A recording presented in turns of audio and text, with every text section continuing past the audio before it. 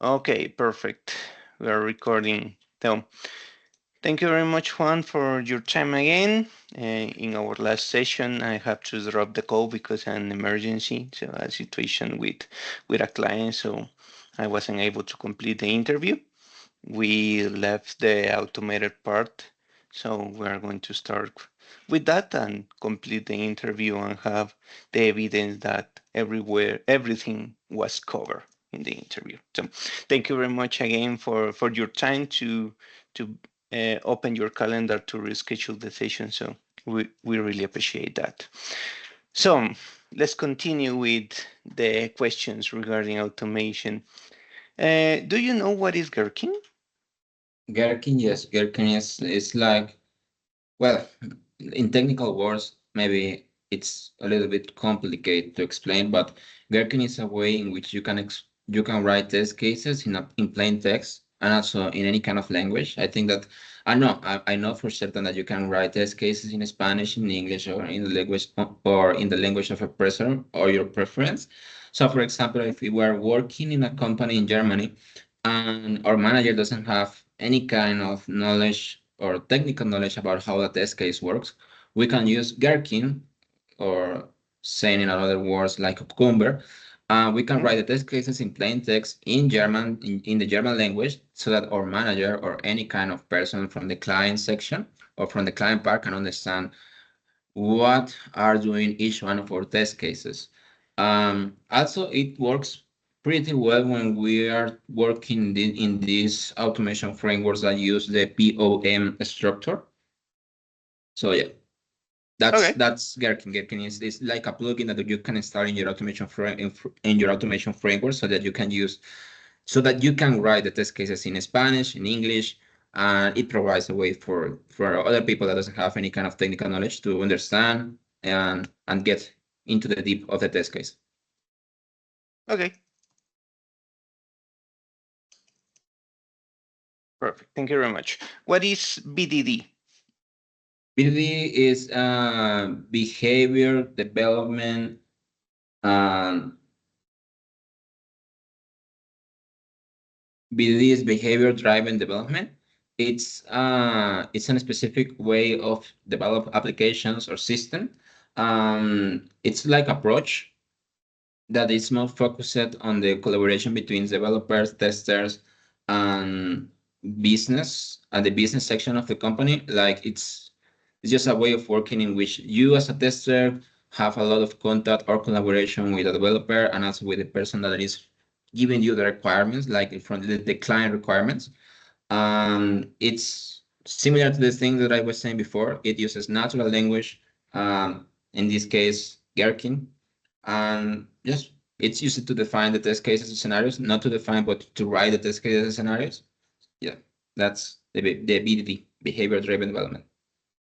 Perfect. And the other concept is TDD, T of TDD, tomato. yeah, Yeah. yeah, yeah. TDD is the other, is like the thing that is in the other side of the road. Um, I would say that the difference between TDD and BDD is that in TDD, you write a test before the code.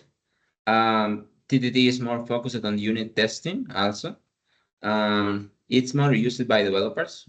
Like I, as a QA, have never used TDD in my work in the day-to-day. So yeah, in difference or on the other hand, I have to use a lot of BDD in my day-to-day. So yeah.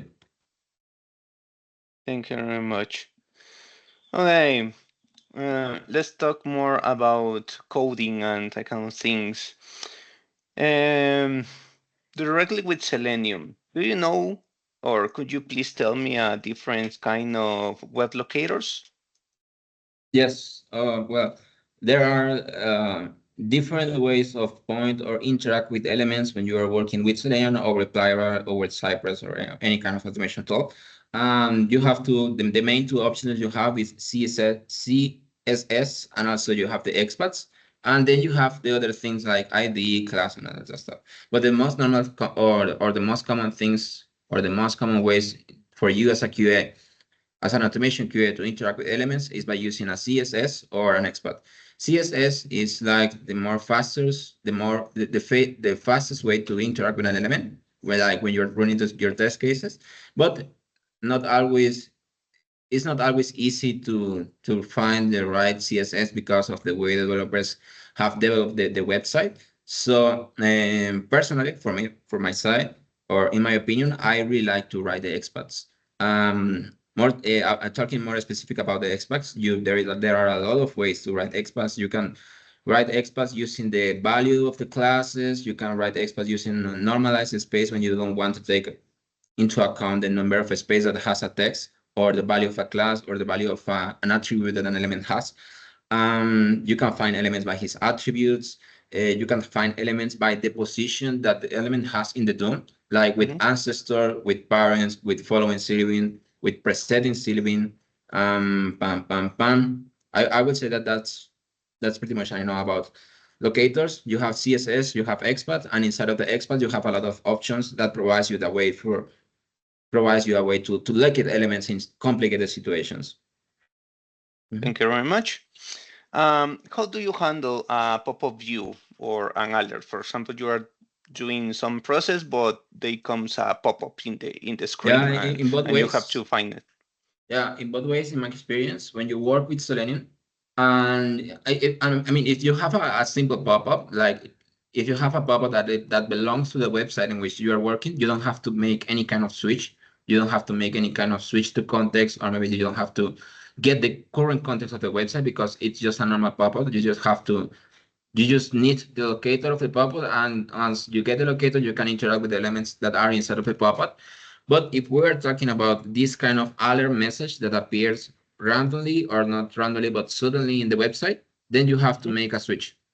You use this handed alert in Selenium. I remember that in Playwright, the way you write that is different because in Playwright you have to get the context of the page first, and after you get the context, you can get a list of alerts that are present in this website. So if it's a normal pop-up, it's not complicated. You just need the locator of the pop-up. If it's a message that belongs to the browser, like this alert or message handler, you just have to switch to the context. It's similar when you want to handle different tabs or when you have to handle different iframes that are in the same website. It's the same procedure. Well, thank you very much. And have you used parameterization in Selenium? Yeah, it's like parameters. When you say params, you mean like define the capabilities of the browser, or in what environment I want to execute, or the resolution, or the device. If we're defining a Mhm. resolution of the browser based on the mobile. Yes, if that's the case, yeah, I have worked with Yeah. that. And it's quite common when you're trying to not when you're trying, but when you are creating your automation framework, you have to define that kind of params in maybe usually it's just a Selenium config file. Inside of that file, you're gonna have a variable that will say the environment in which you want to run the test case, another variable that will say that the browser that you want to use, the resolution, if you want to use a desktop resolution, a tablet resolution, or a mobile resolution. After that, you can also add more options, like if you want to run the test in parallel, or you just want to run the test sequentially.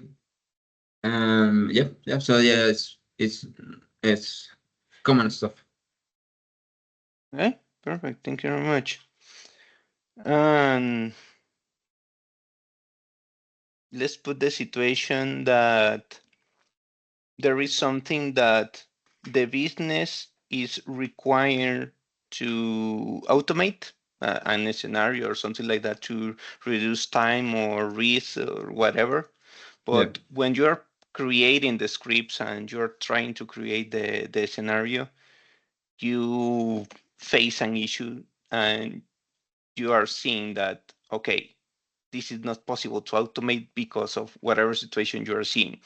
How do Mhm. you go to a business or to the manager to explain that situation because they need it automated, but you are seeing that it's not possible? How do you handle that?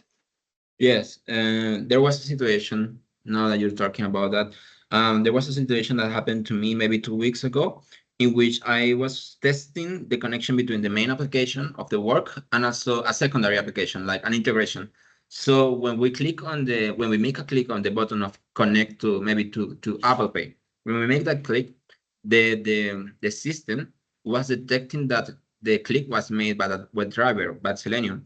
And as in the view that they were detecting that, they were sending us a web captcha, a robot captcha, and we couldn't Oh, we couldn't yeah. pass that barrier. So I have to prepare a message to my manager explaining to him that, okay, so this is the thing that we didn't know, because when we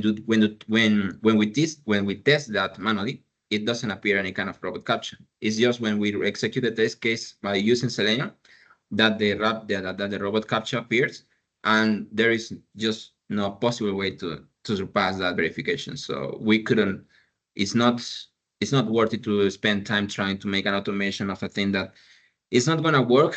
And if I find a way of work, if I find a way to that for working, it's just gonna be a time consuming, because it's gonna provide, or it's gonna create a lot of fails in the future, and yeah, that's just a lot of time wasted into a test case that is not supposed to be automated at all.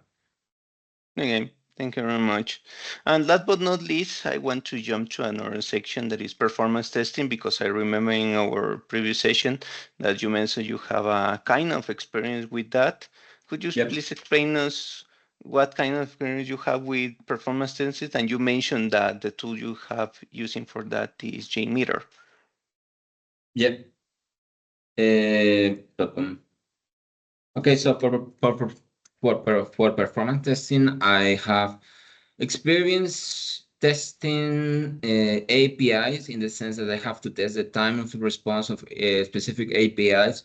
Also, I have to test the number of users that can use an API at the same time, like the concurrency of the APIs, like how many users can use the API till it breaks. Okay, so it was the time of response of the APIs, the number of users that use the APIs, and also Mhm. I think that's all. Yeah, those two were the only cases in which I was using JMeter for me the responsive the performance testing. Yeah.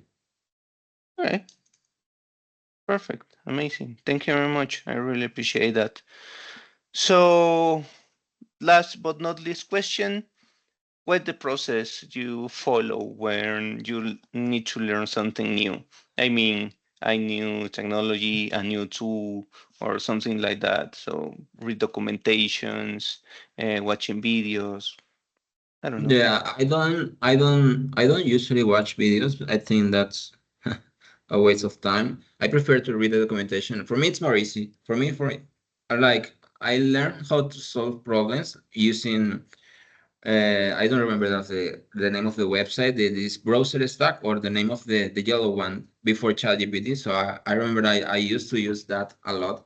In that moment, I remember I faced a lot of situations in which I didn't know anything about the tool I have to use, and I just read documentation. I read blogs, forums about the tools, and the most normal is that another person had had the same problem that you, and that person solved the problem. So if you're good at looking on internet, you're gonna find a solution for your problem. And I would recommend that just read a lot, read documentation, read comments, read forums, because there is always another person that knows more about the tool than you, and you're gonna find some help there. So that will be my approach to the situation. Amazing. Thank you very much.